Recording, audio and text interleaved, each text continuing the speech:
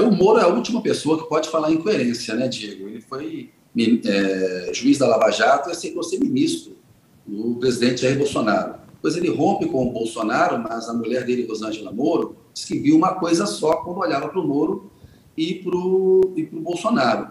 Ele é uma figura extremamente contraditória e está indo mal justamente na eleição por causa disso. As pessoas estão vendo que ele não é aquele juiz íntegro que ele parecia ser.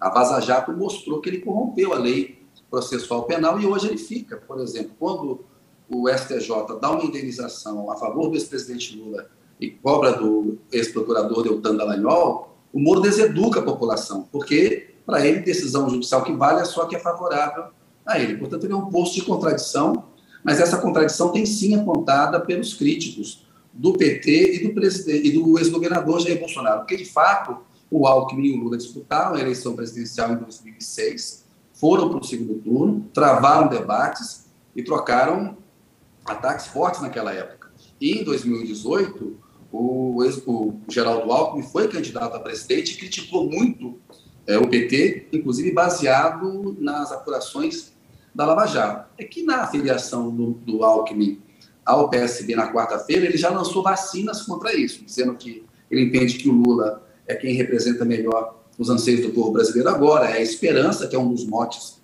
da campanha do Lula, como nós demos aqui no UOL, e falou também da questão da democracia e que os adversários têm que superar as suas divergências.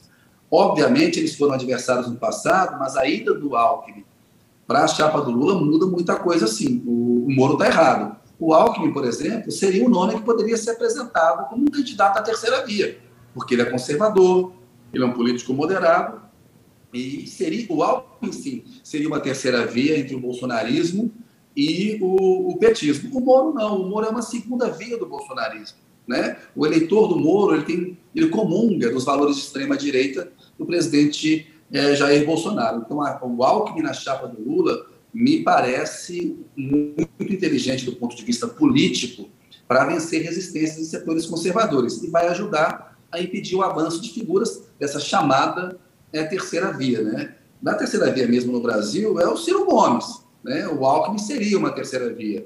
O Moro não é. O Moro, eu repito, é uma segunda via do bolsonarismo e engana a população brasileira vendendo uma falsa imagem do que deve ser um juiz, né? O juiz não combate a corrupção, o juiz julga com isenção. Quem combate a corrupção é o Ministério Público, é a polícia, mas ele tem uma dificuldade de compreender isso e é por isso que está com esse papelão na campanha eleitoral, né? Está indo muito mal. Acho uma figura que faz mal para a democracia brasileira, porque deseduca o eleitor.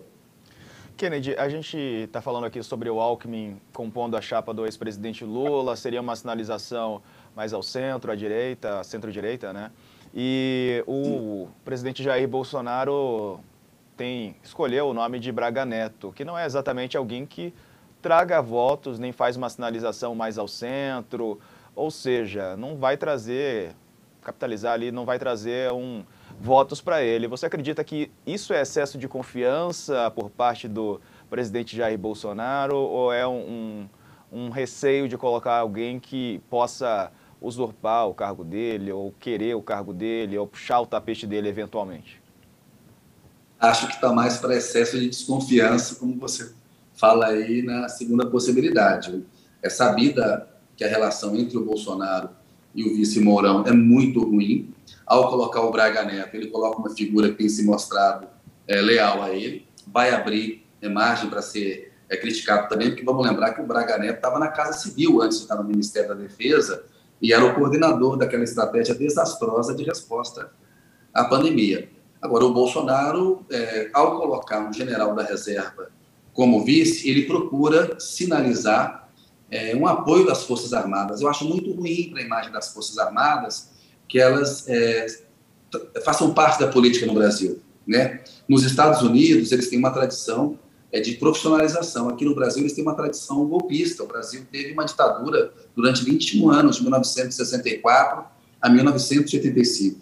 As Forças Armadas até hoje não fizeram uma autocrítica sobre aquele período. Pelo contrário, mentem dizendo que havia o risco de um golpe comunista, que foi um contragolpe. Inclusive, alguns jornalistas falam isso, que é uma mentira do ponto de vista histórico. É muito ruim para as Forças Armadas que, depois de um governo tão desastroso como o do Bolsonaro, tenha na chapa um general ainda que da reserva. Isso alimenta, né, nos bastidores, aquela possibilidade de uma ameaça golpista. Eu estive nos Estados Unidos agora, na semana passada, Diego, em 2 palestras lá. A preocupação principal dos estudantes, dos professores há risco de se repetir no Brasil o que aconteceu no Capitólio em 6 de janeiro? Há risco de um golpe?